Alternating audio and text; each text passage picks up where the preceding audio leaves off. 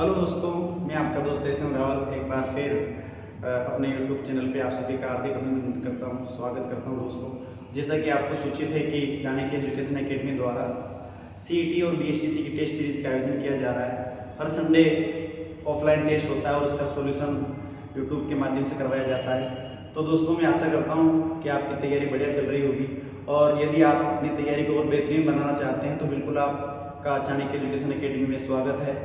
और ज़्यादा समय आपका मैं नहीं लेना चाहूँगा क्योंकि एग्ज़ाम अक्टूबर में है। तो दोस्तों, यदि आप मेरे यूट्यूब चैनल पे नए जुड़े हैं तो बिल्कुल आप सब्सक्राइब कीजिए, लाइक कीजिए और कमेंट कीजिए। आइए दोस्तों, अपन क्वेश्चनों की शुरुआत करते हैं। और ये क्वेश्चन ऐसे हैं जो करीब करीब जितने भी प्रतियोगी परीक्षाएं होती हैं जो हिंदी से संबंधित हैं उन सभी में ये आते रहते हैं। तो देखिए, पहला क्वेश्चन देखते हैं। पहला क्वेश्चन है युग्म शब्द वाला। युग्म अर्थ अपने को बताना है, यानी युग्म शब्द वे होते हैं जो उच्चारण की दृष्टि से एक जैसे लगते हैं लेकिन अर्थ क्या होता है जिनका अलग अलग होता है।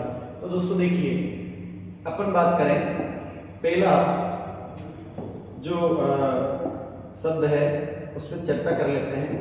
देखिए, पहला उपल, दूसरा है उत्पल। ठीक है, उपल जो शब्द है इसका तो अर्थ हो जाता है दोस्तों पत्थर। क्या हो जाता है? पत्थर। और उत्पल जो शब्द है इसका अर्थ हो जाता है कमल। अब आप चेक करिए आंसर क्या होगा, यानी कि पत्थर और कमल हो जाएगा। इसके अलावा भी कुछ युग्म शब्द मैं आपको बता देता हूँ दोस्तों जो आपको याद रखने हैं। तरणी एक होता है, ये तरणी।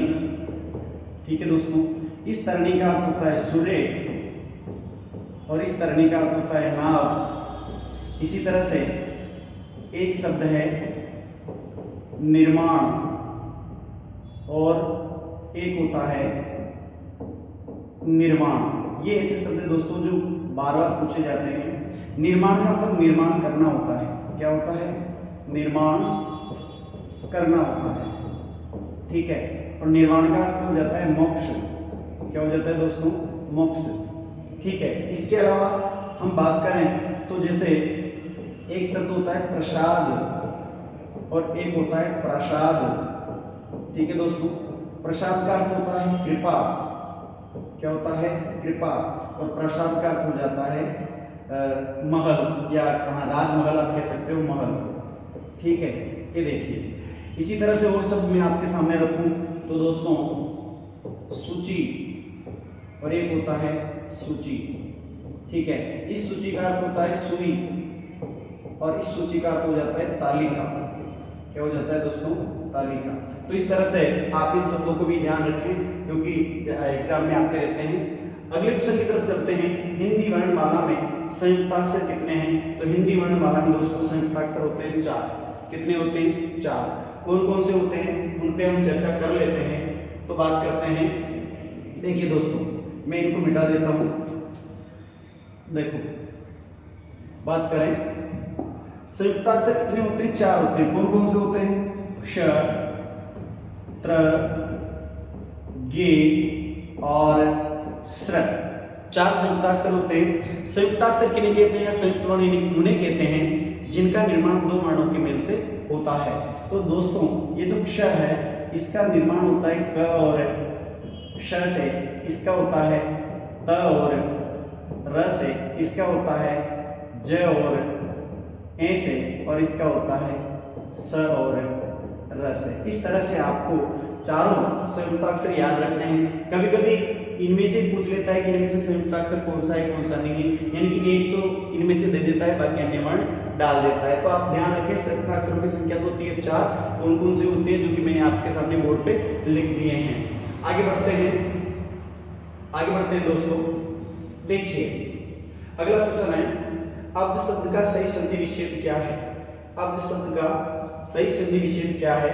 तो पहले मैं बता दूं आपको, अब्ज शब्द में दोस्तों व्यंजन संधि है। कौन सी संधि है? व्यंजन संधि है। ठीक है, और इसका संधि विग्रह यदि अपन करते हैं तो अप प्लस ज होता है। अब आप ऑप्शन देखिए, यानी कि हमारा ऑप्शन हो जाएगा द। क्या हो जाएगा? द। अब देखो इधर कुछ शब्द और भी लिख देता हूं मैं आपके सामने। जैसे मैंने लिखा नब प्लस ज और शब्द हो जाता है नब्ज। इसी तरह से अप प्लस द शब्द हो जाता है अब्द। ये सभी व्यंजन संधि के उदाहरण हैं। आगे बढ़ते हैं, क्वेश्चन नंबर 79 पे चलते हैं। तो देखिए दोस्तों, तीन क्वेश्चन अपन कर चुके हैं। उपल का अर्थ प्रत्यय होता है, उत्पल का अर्थ कमल होता है। अपना ऑप्शन क्या हो जाएगा? ब हो जाएगा। ठीक है। और हिंदी वर्णमाला में संयुक्त अक्षरों की संख्या कितनी होती है? 4 होती है। अब जो मैं आपके सामने बता चुका हूँ, व्यंजन संधि होती है और कुछ उदाहरण मैंने इधर भी लिख दिए हैं। न प्लस जब न हो जाएगा, प्लस द अब्द हो जाएगा। आगे बढ़ते हैं, क्वेश्चन नंबर 79 पे देखते हैं। राज्यसभा शब्द में देखो आप, राज्यसभा शब्द में कौन सा समास है? तो दोस्तों बात करते हैं, राज्यसभा जो शब्द है इसका समास विग्रह होता है राजा की सभा। समास विग्रह क्या होगा? राजा की सभा। और समास होता है इसमें तत्पुरुष, संबंध तत्पुरुष होता है। क्या होता है? संबंध तत्पुरुष होता है। इसके अलावा भी अगर आप देखना चाहें तो देखिए, एक शब्द होता है मतदाता। क्या होता है? मतदाता। समास विग्रह करोगे तो मत का दाता। क्या हो जाएगा? मत का दाता। इसी तरह से शब्द देखिए, मंत्री परिषद। क्या है? मंत्री परिषद। समास विग्रह करोगे तो हो जाएगा मंत्रियों की। क्या हो जाएगा दोस्तों? मंत्रियों की परिषद। इस तरह से ये तत्पुरुष समास के उदाहरण है, संबंध तत्पुरुष के उदाहरण हैं। बात करते हैं क्वेश्चन नंबर 80 पे। वासुदेव शब्द में प्रत्यय है। वासुदेव शब्द में प्रत्यय है। तो दोस्तों वासुदेव शब्द में प्रत्यय अ है। क्या है? अ। और इंपोर्टेंट प्रत्यय है, वैसे एग्जाम में ज्यादातर पूछा जाता है। कुछ उदाहरण मैं आपके सामने रखता हूं। जैसे पहले आप देख लीजिए, ऑप्शन क्या हो जाएगा? इसमें अ हो जाएगा। वासुदेव जो शब्द बना है ये बना है वसुदेव से। किससे बना है? वसुदेव से बना है। वसुदेव ने अ प्रत्यय जोड़ करके शब्द का निर्माण कर दिया वासुदेव। यानी कि अ प्रत्यय जब किसी शब्द के साथ जुड़ता है तो प्रथम वर्ण में क्या हो जाता है? परिवर्तन हो जाता है। प्रथम वर्ण जो यूं कहेंगे कि लघु होता है वो दीर्घ हो जाता है। इसी वजह से वसुदेव में अ प्रत्यय जोड़ने से शब्द का निर्माण होता है और शब्द क्या बन जाता है? वासुदेव बन जाता है। इधर मैं कुछ उदाहरण आपके सामने और रखता हूं दोस्तों। देखिए, और उदाहरण मैं आपके सामने रखूं। जैसे देखिए, और वैसे ये जो अ प्रत्यय है ये संतानवाचक प्रत्यय है। कौन सा प्रत्यय है? संतानवाचक प्रत्यय है।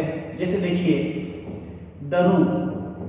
दनु में प्रत्यय जोड़िए अ, शब्द हो जाएगा दानव। इसी तरह से मनु। मनु में प्रत्यय जोड़ दीजिए अ, शब्द हो जाएगा मानव। इसी तरह से कुरु। कुरु में प्रत्यय जोड़िए अ और शब्द हो जाएगा कौरव। तो मैं आपको बता चुका हूं दोस्तों कि अ जो प्रत्यय होता है ये संतानवाचक प्रत्यय होता है और इससे जो शब्दों का निर्माण होता है वो संतान बोधक होते हैं। क्वेश्चन नंबर 81 पे चलते हैं, 81 पे चलते हैं दोस्तों। देखिए क्वेश्चन नंबर 81 पे, किस शब्द में प्रउपसर्ग नहीं है? किस शब्द में प्रउपसर्ग नहीं है? तो दोस्तों देखिए, प्र धन अर्थी, यानी कि इसमें तो है प्रार्थी। किधर टुकड़ा करेंगे तो हो जाएगा प्रधन, प्रधन इक्षण। क्या हो जाएगा? प्रधन इक्षण। यानी कि इसमें भी क्या है? प्रउपसर्ग है। प्रासंगिक शब्द का यदि टुकड़ा करते हैं तो प्रधन संग धन इक, यानी कि प्रसंग शब्द में देखिए, संग शब्द में प्रउपसर्ग जोड़ते हैं तो शब्द क्या बन जाता है? प्रसंग बन जाता है। क्या बन जाता है? प्रसंग बन जाता है। और इस प्रसंग में जब इक प्रत्यय जोड़ते हैं तो शब्द बन जाता है प्रासंगिक, यानी कि इसमें भी प्रउपसर्ग है। अब देखिए शब्द प्रति आलोचना। देखो, प्रति आलोचना, यानी कि ऑप्शन नंबर अपना कौन सा हो जाएगा? स। इसमें प्रउपसर्ग नहीं है, इसमें प्रति उपसर्ग है। और उदाहरण मैं आपके सामने रखता हूं दोस्तों, प्रति उपसर्ग वाले और उदाहरण आपके सामने रखता हूं मैं। आंसर अपना हो जाएगा इसमें स। देखिए प्रति उपसर्ग से, जैसे देखिए प्रति उपसर्ग वाले उदाहरण आपके सामने हो रखूं मैं। तो देखिए जैसे प्रति धन उपकार शब्द हो जाता है प्रत्युपकार। ठीक है। इसी तरह से प्रति धन अपकार और शब्द हो जाता है प्रत्युपकार। ठीक है, तो इस तरह से इनमें सभी में क्या है, प्रत्युपसर्ग है। कुछ शब्द प्रउपसर्ग का भी मैं आपके सामने रखता हूँ। जैसे एक शब्द होता है प्रारब्ध, अच्छा शब्द है, एग्जाम में आने लायक शब्द है, ये भी आते रहते हैं, संधि के माध्यम, संधि में भी आते रहते हैं और उपसर्ग के रूप में भी आते रहते हैं। प्रारब्ध शब्द में प्रउपसर्ग है, दूसरा उपसर्ग है आ, और मूल शब्द हो जाएगा इसमें रब्द और शब्द बन जाता है प्रारब्ध। तो इसमें हमारा ऑप्शन कौन सा था, सब हो जाएगा। आगे बढ़ते हैं, क्वेश्चन नंबर 82 पे बात करते हैं। मिठास शब्द है, यानी कि मिठास शब्द में क्या है, क्या आपको बताना है, संज्ञा है, क्रिया है, विशेषण है या फिर सर्वनाम है, क्या है दोस्तों, बात करते हैं। तो दोस्तों देखिए, मिठास शब्द में संज्ञा है, क्या है, संज्ञा, और संज्ञा भी कौन सी है, भाववाचक संज्ञा है। कौन सी संज्ञा है दोस्तों, भाववाचक संज्ञा है। एक क्वेश्चन और बन जाता है यहाँ से कि साहब मिठास शब्द जो है, मिठास शब्द जो है भाववाचक संज्ञा का निर्माण तो हो रहा है, भाववाचक संज्ञा तो है, लेकिन मिठास शब्द किससे मिलकर के बना है, तो बात करें दोस्तों, मूल रूप से शब्द होता है मीठा, क्या होता है, मीठा, और मीठा जो है ये विशेषण है, और इस मीठा में आस जोड़ करके शब्द क्या बना दिया, मिठास, और ये शब्द बन जाता है भाववाचक संज्ञा। ठीक है दोस्तों, क्वेश्चन नंबर 83 पे बात करते हैं। देखिए क्वेश्चन नंबर 83 की बात करें, निजवाचक सर्वनाम है, निजवाचक सर्वनाम है। तो निजवाचक सर्वनाम क्या होते हैं दोस्तों, वे सर्वनाम शब्द जिनका प्रयोग वक्ता और लेखक अपने लिए करता है। किसके लिए करता है, वक्ता और लेखक अपने लिए करता है। जैसे मैं स्वयं चला जाऊंगा, मैं खुद चला जाऊंगा, मैं स्वतः चला जाऊंगा, मैं अपने आप चला जाऊंगा, मैं आप खा लूंगा। तो ये जो शब्द मैंने बोले हैं ये सारे के सारे निजवाचक सर्वनाम हैं। तो दोस्तों निजवाचक सर्वनाम यहाँ पर खुद है, क्या है भाई, खुद। तो दोस्तों इधर देखिए, जैसे मैं आपको उदाहरण देकर बता देता हूँ, मैं देखो, मैं खुद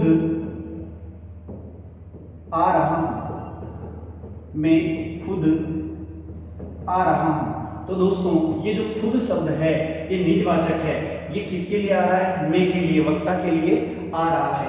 इसके अलावा अपन बात करें, खुद के अलावा शब्द आता है इसमें स्वतः, क्या आ जाता है दोस्तों, स्वतः आ जाता है। ठीक है, इसके अलावा स्वयं आ जाता है। ठीक है, इसके अलावा निजी भी आता है, ये मेरा निजी मामला है, निजी शब्द भी क्या होता है, निजवाचक सर्वनाम होता है। इसके अलावा अपन बात करें अपने आप चला जाऊंगा, आप शब्द भी निजवाचक सर्वनाम में आता है। ठीक है, तो आप इन शब्दों को ध्यान रखिए। हो सकता है अभी इसमें खुद दिया, हो सकता है आने वाले एग्जाम में या अगले टेस्ट में आपको ये शब्द देखने को मिल जाए। तो कौन सा सर्वनाम हो जाएगा, इसमें खुद हो जाएगा, निजवाचक सर्वनाम, यानी कि अपना ऑप्शन से हो जाएगा। दोस्तों आगे बढ़ते हैं, क्वेश्चन नंबर 84 पे चलते हैं।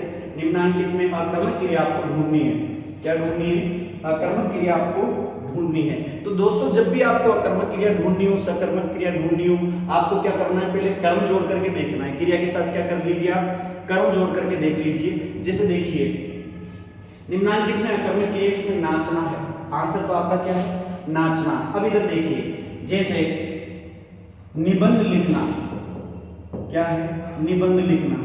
तो अब लिखना तो क्रिया है, निबंध क्या हो गया, इसका कर्म हो गया, तो ये तो सकर्मक क्रिया होगी। पढ़ना, मैंने कहा पाठ पढ़ना, क्या पढ़ना, पाठ पढ़ना, तो पाठ इसमें क्या हो गया, कर्म हो गया, ये क्रिया हो गई, तो ये भी सकर्मक हो गई। देखना, ताजमहल देखना, क्या देखना, ताजमहल देखना, तो दोस्तों ये भी सकर्मक क्रिया हो गई, क्या देखा, ताजमहल देखा। बाकी नाचना जो क्रिया है इसमें कर्म प्रयुक्त नहीं होगा, तो ये अकर्मक क्रिया होगी। क्वेश्चन नंबर 85 की बात करते हैं। पहले तो आपको मैं बता दूं कि शब्द क्या है, थोड़ा सा मिसप्रिंट हो रहा है, तो इसको भी आप शुद्ध कर लीजिए। शब्द होता है कृष्ण, ये होता है, और ये जो कृष्ण शब्द होता है इसका अर्थ होता है दुबला, क्या होता है, दुबला, कमजोर, क्या होगा, कमजोर, निर्बल, क्या होगा, निर्बल, क्षीण, ये सारे किसके, कृष्ण शब्द के अर्थ होते हैं। अब आपसे पूछा है विलोम शब्द, विलोम शब्द क्या होगा, तो पहला ऑप्शन क्लेश, ये तो नहीं होगा, भाव भी नहीं होगा, बात अपन करते हैं दोस्तों अगले क्वेश्चन की आगे देखते हैं। देखिए दो और ऑप्शनों को चेक करते हैं, फिर उसके बाद देखते हैं आंसर क्या होगा। अच्छा, विपद और हष्ट पुष्ट, यानी कि अब आप खुद भी क्या कर सकते हैं, आंसर लगा सकते हैं। हष्ट पुष्ट इसका क्या हो जाएगा, आंसर हो जाएगा। तो दोस्तों आशा करता हूं कि आज की क्लास आपको अच्छी लगी होगी। बिल्कुल यदि आपको अच्छी लगी है तो मैं आपका अपना दोस्त हूँ बिल्कुल, तो आप ज़्यादा से ज़्यादा लाइक कीजिए, शेयर कीजिए दोस्तों। तब तक के लिए जय हिंद, जय भारत।